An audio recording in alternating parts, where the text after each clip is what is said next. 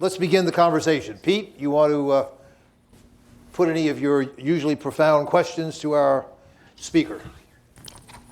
I don't like that sarcasm, Hank.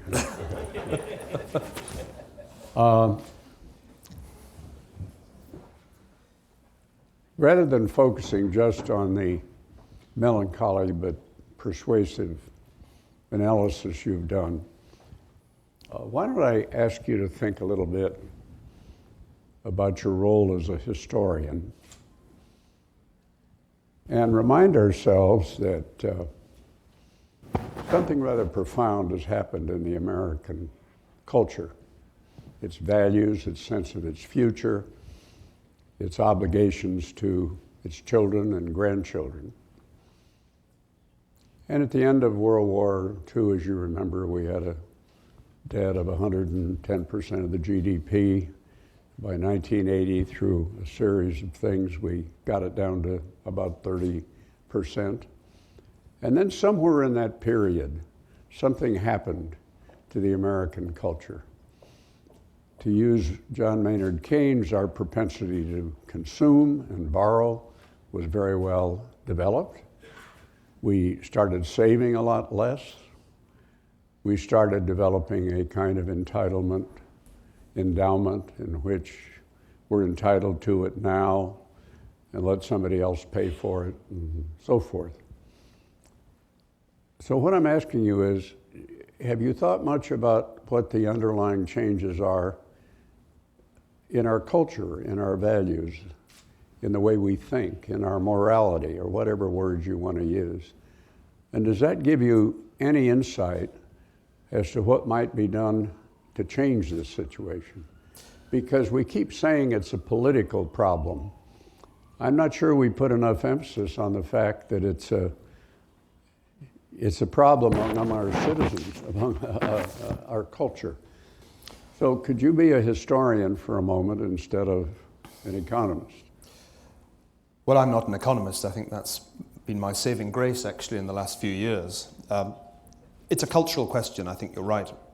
Just over 100 years ago, Max Weber went to the United States in search of an answer to the question, what produced capitalism? And it was partly a visit to the St. Louis World Fair that inspired the famous essay on the Protestant ethic and the spirit of capitalism. And although I think Weber was wrong to associate that ethic with Protestantism, I think the point that he was making still has some validity. Because what he says in that essay is that Americans, and he also thought North Germans had this too, tended to work and to accumulate capital through thrift as ends in themselves. There was a culture of deferred gratification. Consumption was postponed. Work was the sign that you were a member of the godly elect. Weber was wrong in thinking it was just Protestants, because even in his own day this was true of Europe's Jews, who also had a work ethic. And I'm more and more convinced that the work ethic is not culture specific. There's a very powerful work ethic in China these days. And so the conclusion that I've found myself coming to is that these cultures of thrift and work are in fact relatively malleable and can change quite suddenly under the right circumstances. Why did Americans stop saving and start to add leverage to their balance sheets and devote more and more effort into speculating in real estate? I think one answer to that is that they learned from the experience of the 1970s that thrift in the traditional form didn't pay, and that those who were thrifty and saved in traditional ways with savings accounts or the purchase of government debt effectively got hammered. And the winners of the 1970s in particular were those people who had borrowed a lot, who'd bought real assets, including their houses, and had then been able to pay off the debt in depreciated dollars. So although it's cultural in its character, my inclination is to say that we can change that culture by policy errors. And the huge inflationary crisis of the 70s, which was even bigger, of course, in my country than it was in the United States, taught people a lesson, and they acted quite rationally. They concluded that the smart thing to do was to lever up and buy as much real estate as you possibly could. I think the German case illustrates that too, because in the period after Weber's life, the Germans experienced a cataclysmic series of economic disasters that really did alter their behavior. In the 20s, if you had paid a visit to a German city, you wouldn't have seen any thrift at all, because under conditions of post-war inflation, Germans had an incentive to spend their wages and salaries almost as soon as they had the cash in hand. My sense is that we can change these cultures, and the challenge today is to see if we can change the behavior of Americans and indeed of most people in the West. Of course, they may change it themselves. And one of the really interesting indicators to watch at the moment is the household savings rate. In the argument that I had with Paul Krugman last year, which got quite nasty, I regret to say, one of the points that he made was that the debt didn't matter, the deficit was not a problem because we would finance it ourselves through an increase in savings. Well, in fact, the savings rate didn't go up anywhere like as much as people were forecasting, and in recent months it's come back down. So I don't see a radical change in behavior out there. Even if people want to save more, it's hard to do that when you're as constrained by mortgage payments or interest payments on debt as many American households are. Niall, let me ask a question about lessons of history for triggering crises. You've posited a situation where a crisis is inevitable. And I think a lot of us here would tend to agree with that if we can't get our act together in time to preempt it. What do you take from your study of the history of all this in terms of what will trigger crises? You showed these cute cartoons about the Chinese pulling the plug. But when we here have studied the phenomenon of capital flight, we have found that in most cases, it's actually the natives, not the foreigners, who kind of get the word first, see what's coming, and tend to pull the plug. And sometimes the foreigners are actually left holding the bag. You have any take on that from your reading of history, either natives versus foreigners, or events? Is there some numerical threshold or some market phenomenon which have tended to trigger the inevitable and bring on the forced adjustment? The British Conservative Prime Minister Harold Macmillan once gave the immortal answer to what the biggest problem in politics was when he said, "Events, dear boy, events." And events are really the key here. It tends to be a news story on a quiet news day that triggers a crisis of confidence. These days, of course, we have these interesting institutions, the rating agencies, that can make the news by announcing a downgrade of a country's creditworthiness. Now, you have to hand it to the rating agencies, considering the role that they played in the financial crisis by misrating a whole range of toxic securities. It's wonderful the power that they continue to wield, and it's wonderful how little attention this great regulatory bill currently going through the US Congress pays to that phenomenon. So events can be manufactured by a ratings downgrade, or it can just be a revelation. In the Greek case, it was the new government revealing that the old government had fiddled the figures. So I think there's no doubt that news, bad news, on a quiet news day can cause market sentiment to change. There's ample historical evidence to support that proposition going right back into the 18th century. Usually it would be a bad battle that would be reported. And the most famous case, which I spent a lot of time trying to understand, was the way that news about the outcome of the Napoleonic Wars made its way to London. The famous story, which was completely wrong, was that the Rothschilds had spread false news about the outcome of the Battle of Waterloo in order to make their first million. In fact, the truth was the very opposite. They had got the news, the correct news of the outcome, earlier than anybody else. And it was very bad news for them because they actually hadn't expected the war to end so quickly. So this is a really interesting example of how news can impact a market. Once the news came through that the war was over, there was a huge rally in British government debt and a slump in the price of gold. And the Rothschilds were on the wrong end of that trade and had to scramble to extricate themselves. One of my doctoral students Ian Clouse has been doing some work on an event in 1814 when a fraudulent group of people, including a rather louche British admiral, spread false reports in London that the war with France had been won by Napoleon. They even paid somebody to walk through the city of London dressed as a French officer, speaking French, in order to try to cause a panic on the stock market. And it almost worked until they were all arrested and put on trial for fraud in a wonderfully scurrilous court case. So it's all about bad news and the timing of bad news. If that hits the markets at a particular moment, it can cause these great explosions in the spreads to occur. The thing that, to answer the first part of your question, is really hard, is to find some kind of threshold in terms of debt to gross domestic product. Now, that's the measure that people always tend to cite. But I spent a long time sitting in the Bank of England in the late 90s, running regressions on all the debt GDP numbers I could get my hands on. And there just was no pattern at all. In fact, I don't think that is a significant measure of fiscal sustainability. What looks more promising is this interest payments as a share of revenue. And the reason that's more promising is that tends to precipitate political crises when it gets to a certain point. And it's the political crisis that often makes the front page.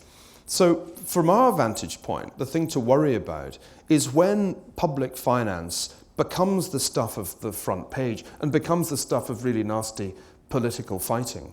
I'm afraid the British are probably about to find that out pretty soon when the happy marriage of the Conservative Liberal coalition is put through the stress test of going through the books and discovering just how vast the deficit they've been left by Gordon Brown really is. Fred, I wonder, in the interest of fairness, if we shouldn't give Evelyn Rothschild equal time so that he can give the Rothschild version of economic history. You don't wish this opportunity? Don't accuse us of unfairness, then, please. But let's open it up to the audience and see. I have a question. Sir Evelyn, go ahead. And my question is really not a statement in relation to what you said, Pete, in relation to culture. I believe that the greatest change in culture that has happened in the last 50 years is technology changing the attitude of people to deal with it. 85% of the deals on the New York Stock Exchange that caused that problem last week were done by computers. Now, if you look at people's lives as they were when you were talking about the 19th century, or even the beginning of this century, when the world, 2005, when people started realizing things were going to fall apart, do you think that technology has gone ahead of the brain? Do you think that what people have done, the instant attitude to react quickly, sending emails to one side of an office to another, not understanding, lack of history. Do you think that is a big cultural change that has happened and we don't recognize it? I'm not against technological advancement, but hasn't it affected deeply the understanding of finance? I think there's no question that the acceleration of financial decision-making has created new vulnerabilities in the system that weren't there when the information had to travel by courier, a guy on a horse in a boat across the channel who had to gallop all his way to London. I'm not sure that human beings react radically differently. It didn't hugely matter when the news got to London. It was a sure sign to sell or to buy, depending what the news was. So in some ways, the acceleration hasn't greatly changed the quality of decision-making. But once decisions get automated, as you say, you're into a completely different territory. We had a little glimpse of this, of course, in 1987, and I think we're going to need another report like the one that was produced after that by Nick Brady to really understand what happened the other day to cause that dramatic collapse in prices. The rumor, the story that was circulated on the day that somebody had typed billion when he meant million was so risible that I was astonished anybody believed it. Obviously, there's something much more complicated going on in these high-frequency trades that are being carried out. This brings me to the key issue that I wanted to raise in that foreign affairs piece, which is that we live in a complex system in the strict sense of the term. And it seems to be an equilibrium. I mean, it looks like it's an equilibrium, and economists are trained to think of it as being mostly an equilibrium, but actually it's not. It just appears to be that way. It's a complex system in the same way that a termite nest is or a rainforest is. It's on the edge of chaos, constantly adapting, and just staying on the right side of chaos. But it doesn't take much to tip a complex system over the edge, and that's really the most important point that I've been trying to make for some time. Things are not gradual and linear in a world of complex systems. And by having very, very complex technology, as well as enormously complex financial products and financial institutions, we've created a far more complex system than Nathan Rothschild knew in 1815, vastly more complex, and therefore, in a sense, more likely to tip over into chaos. That I think is a point that Nassim Taleb has made very forcefully in some of his recent writing, not only The Black Swan, but a recent piece he wrote in which he emphasized that we live in this highly optimized system. It's very efficient in the way that it allocates capital, and it allocates it with breathtaking speed with far lower transaction costs than back even in the 1970s. But that very efficiency makes it fragile. And I think that's really what we're beginning to discover, whether you look at the European bond market or the US stock market. Okay, Jacob. Let me ask each speaker to identify herself or himself and then fire away. Jacob Frankel, JP Morgan. First, thank you. It was a fascinating presentation. The definition of success. Today, when we look at the public debate and last week the celebration about the new measures that have been announced, the definition of success seems to be the ability to avoid a default. More specifically, that within the coming 2 years or so, there is enough money to service the debt. Rather than to define the project as, let's see what happens after the 2 years when the program ceases and will there be ability to grow. Now, the picture that you had about this guy who carries an extraordinary heavy burden on his back reminds me very much the debate of a little more than 20 years ago. You mentioned already the name of Nick Brady. There was the mantra, pre-Nick Brady, that the only way that the debt problem at the time could be addressed or solved is by accelerating growth, so countries will solve their debt problems through growth. At that time, there was somebody who suggested to reverse the question. He saw the picture that you showed and he said, what is the debt that this patient can have on his back and still have a chance to pay it and grow? And if the existing debt is more than that number, maybe we should do something about it. Now, the state of mind of that's what brought about the Brady bonds, and which ended up being a win-win situation. I'm not trying to advocate the virtues of default, but I'm trying to ask, if you define the project as let's avoid a default, you rule out the possibility that a default is the only way for the patient to move on. Why is it the case that everyone in a closed room says Greece will need to default?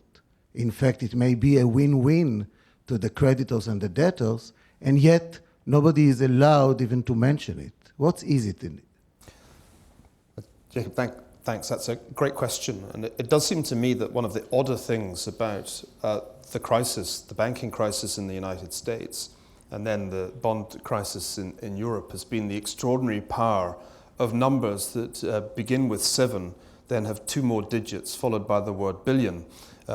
These magic numbers, you'll remember, keep cropping up. It was a $700 billion number that was dreamt up to pass TARP It was a similar number that was dreamt up in order to have a stimulus bill. And lo and behold, it's 750 billion euros that we need to bail out Greece, not to mention Portugal and Spain. This is a fascinating psychological study in which number we find most reassuring, because somehow 500 billion is not enough and 1 trillion would be way too much. Now, I think in each of these cases, you're right. It's not only a kind of psychological crutch, but it's a postponement of a problem of unsustainable debt. And certainly I've been arguing now for what seems all too many years, since the crisis began, even since before it, that you can't solve the problem of unsustainable debt in the private sector by having unsustainable debt in the public sector. This merely postpones the day of reckoning, and the act of postponement may make the day of reckoning worse. That is a really important point that my good friend Larry Kotlikoff has been making at Boston University for years now. The more we kick this ball into next year and then into the year after that, the more painful the fiscal adjustment becomes, and indeed the more politically difficult. I think in the Greek case, the bailout really doesn't change anything about the impossibility of the Greek debt burden. Even if everything goes according to plan, it peaks out at 150% of GDP. And they're supposed to go from a 13.6% deficit to a 3% deficit in just a few years, a massive fiscal squeeze, and their economy is contracting. So it's almost the opposite of the way in which Latin American debt crises were dealt with in the 80s right through to 2004. We seem willfully to be trying to pile on these incredible debts, these impossible debts, and essentially we're just lining these countries up for political crisis. We're asking governments to do what is historically not possible. And I think that's an extremely risky thing to do. Because in the case of Europe, it not only destabilizes a country like Greece or Spain or Portugal or Ireland, and who knows, maybe Italy, but it destabilizes the European Union. And it seems to me the big casualty of this crisis may turn out to be the European institutions, including the European Central Bank, which has in effect been rolled over. The real story was not actually this fantasy off-balance sheet vehicle that was going to bail everybody out with money from who knows where. The real story was that the ECB agreed to buy debt directly, and that's one step away from monetizing the debt.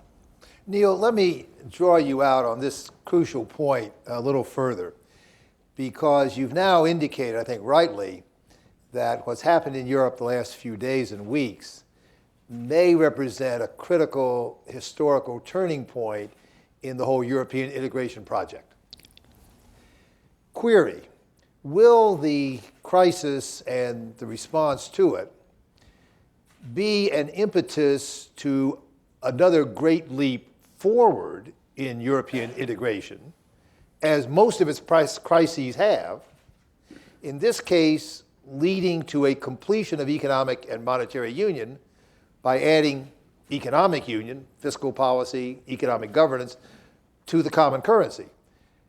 Or, to the contrary, will we have passed the zenith of European integration, and will the domestic politics, maybe in both the creditor and the debtor countries, collapse, and the whole project actually disintegrates? In turn, in a way that raises the question, is the traditional Monnet vision, the Franco-German agreement that geopolitical union in Europe had to dominate everything else, has that now waned with the distant past of the wartime memories and the like? This is asking you as a historian to speculate forward, but based on the history of the European integration movement, do you think this is going to propel a next big forward step, or might we have now seen the peak of European integration? Well, Fred, it's a good question, because the 1992 exchange rate mechanism crisis did create the impetus for monetary union. And the trauma of the near breakdown, and in the British case, complete breakdown of the exchange rate mechanism in the early 90s, made monetary union seem like the answer. And so you could conclude that this crisis will make fiscal union in just the same way the answer. Except that I don't think it will work that way. I do not think there is the legitimacy in the eyes of voters in Germany in particular to pursue the idea of a federal fiscal system. And that is really what is necessary. The European monetary union, or economic and monetary union, was always going to fail. From 98, 99 onwards, my point was that if you have a monetary union with no fiscal union, it's inherently unstable, and a shock at some point will cause this to fall apart. Now, we've now had that shock, and it's become very clear. There is no mechanism for transfers from the rich to the poor, from the relatively indebted to the hugely indebted. And we had to invent a mechanism practically over a weekend, and I don't think the mechanism is credible. My sense is that if one were to go, after the pain of getting the Lisbon Treaty through, go back to European voters and say, guess what, we have a new treaty. And this treaty is a treaty to create the United States of Europe. Yeah, it's going to be a federal system, folks. And that means that there will be transfers from Germany to Greece, not just occasionally when the times get tough, but every year. I think the voters will just say no. I don't think it has a snowball's chance in hell of passing through national parliaments. I don't think, in particular, that the will is there in Germany to bankroll the rest of Europe indefinitely. Long ago, it seems long ago now, I wrote a piece, I think it must have been in 1989 or so, saying that if you added up all the net budgetary contributions that Germany had made to the other members of the European Union, ever since the process began with the Treaty of Rome, if you added it all up to the late 1980s, it came to almost exactly the same nominal amount that Germany had been asked to pay under the Treaty of Versailles. So Germany, in fact, paid its reparations after World War II. It's just that we called them net budgetary contributions to the European Union. I think that's enough, actually, in the eyes of most Germans. I think the desire to pay some kind of subtle reparations for the past has now gone. And the German attitude is not really, what can we do to atone for the sins of our forefathers? It's why the hell can't the Greeks pay their taxes the way we do? So if you had to choose between your two futures, and as a historian I'm always careful to say there's no such thing as the future singular, there are only futures plural. To choose between those two futures, the United States of Europe or some kind of European disintegration, my money's on the second. Niall, excuse me if there's... Yeah, Herbjorn. I'm a Norwegian in international business, and great to listen to you. I will not argue with Harvard professors. I've had 2 of them on my board for the last 15 years, and I believe you probably know them. I have 2 observations I would like you to comment on. I have done over the last 30 to 40 years extensive business in Korea and also in China. And I have wondered through my practical observations, why have they succeeded as they have done? And that has, in my judgment, there are many factors, but there are 2 things I'm thinking about which are interlinked, and that is hard work and productivity. So I would like you to comment on that.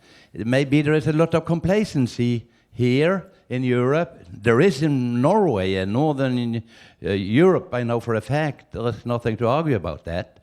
But also in other parts of the Western world, complacency. My second question or observation is, this time is the first period, at least that I know of, when we have had a crisis in a globalized world. When you look back at history, have we had periods with a globalized world of the nature that we have now? Thank you, sir.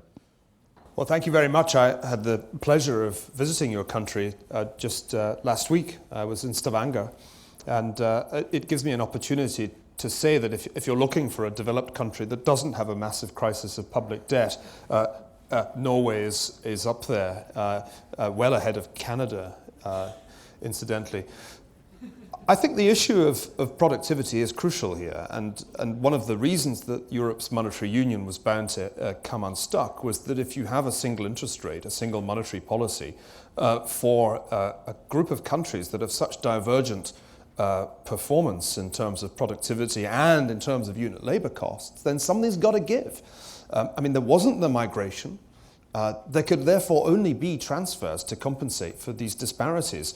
All the talk that there was in 1999 of the convergence that would be brought about by monetary union was for the birds. It never happened. On the contrary, there was divergence because German corporations really pushed to get their unit labour costs down and compete in export markets. And the other European, particularly the South European equivalents, practically did the opposite, where the cost of labour, if anything, tended to rise, particularly because of the expansion of public sector employment. So I think that productivity is absolutely at the core of this. Now, for the United States, I always like to spread a tiny bit of good news when I'm in Washington. For the United States, there is the glimmer of a hope of an exit strategy through high productivity, because the United States still leads the world when it comes to innovation and entrepreneurship, and it is still the best place to have a good idea and start a new company.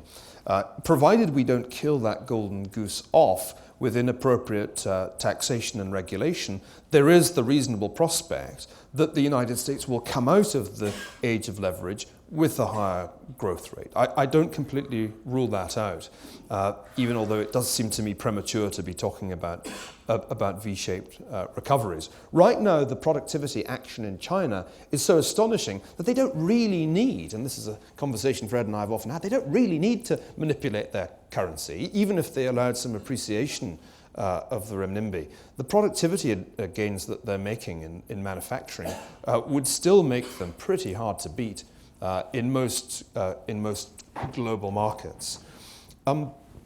Now, in characteristic fashion, I'm completely forgetting what the second question you asked was, but... Globalization. Has there ever been a crisis of the global economy before? Yes. What's interesting is, and I'll give a brief answer, is that we have been here before. Global markets were highly integrated between 1870 and 1914. Those charts I began with of the international bond market were charts from a highly globalized world in which the London market was tremendously liquid and traded assets of all kinds from all parts of the globe. And for me, the fascinating thing about globalization 1.0, the first version, is how suddenly it fell apart. It really fell apart in the summer of 1914 and never wholly recovered. So a geopolitical crisis, and this really links the two parts of my argument together, a geopolitical crisis can be the way that a global financial system falls apart. And that's why these issues that I raised at the end about relations between the debtor power and the creditor power are so hugely important. Really up until now, since 1972, since the opening to China, we've taken for granted that relations between China and America will be harmonious. And I've even written about Chimerica as a kind of happy marriage between the spendthrift and the saver. But the big concern is that that marriage is unraveling before our very eyes. What strikes me when I come to Washington is complacency on this particular issue. That when I raise the question, could the Chinese have a different strategy? The answer I always get is, well, they need us as much as we need them. And that's an illusion. Because they don't. The lesson they've learned from the financial crisis is that they don't depend on the US consumer anymore, that they can sustain something close to double-digit GDP growth by their own means and in trade with Asia. I think we're, in that sense, at a big turning point in relations between China and the United States, but only one partner seems to see that. Niall, Pete, go ahead. Niall, the director of the Institute and I had lunch the other day, and we reviewed together some charts I put together that are depressingly similar to yours, and asked, given these scenarios, I'm going to ask you a micro question instead of all these macro historical things. What does history tell us about how one invests their money in this kind of situation? Yep. Pete, I think that is my favorite question. One of the reasons that I moved from the United Kingdom to the United States is that I never got asked that question in the United Kingdom, and I always get asked it here. There are some pretty important conclusions that I think one can draw from this crisis. One is that if those rankings that I showed you are followed through, if I had a large enough screen, I could take you right down to the other end of the league table, to the developed countries that don't have massive fiscal problems. I've mentioned Norway and Canada. There are some others too. And one obvious option for an investor is to switch out of sovereign debt that comes from the dodgy countries into sovereign debt from the sound countries. So I'm kind of long Norway, I'm long Canada. I think there's also an important point to be made about China. China, I think, quite likely will overtake the United States in terms of GDP, though, of course, things could go wrong. But I'm not sure China's a great place for a foreign investor compared with India. And I came away from a trip to India back in January deeply impressed by the fact that here is the second most populous country in the world, soon to be the most populous, and it has the rule of law, it has representative government, it has free speech, and it does therefore have the institutional foundations for an innovative and entrepreneurial society, which I'm not sure you can have with an authoritarian one-party system that has a planned economy at its core. So I guess my Asian strategy has become more Indian as this crisis has worn on. The Indian strategy is so much more self-propelled.